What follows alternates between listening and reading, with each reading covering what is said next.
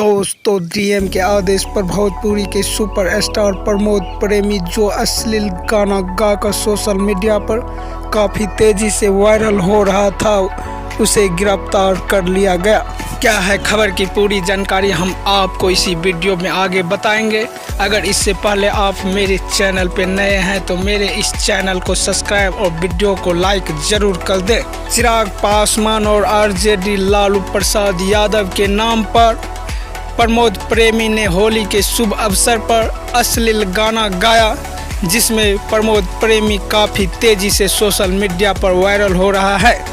उस पर चिराग पासवान ने बोला, सर इसे मत छोड़िएगा, ये बहुत ही भोजपुरी को अश्लील की दुनिया में ले गया है। आरजेडी लालू प्रसाद यादव भी भोजपुरी के सुपरस्टार प्रमोद प्रेमी जो अश्लील गाना गाकर सोशल मीडिया पर काफ़ी तेज़ी से वायरल हुआ है, उस पर लालू प्रसाद यादव बहुत गुस्साए हुए हैं।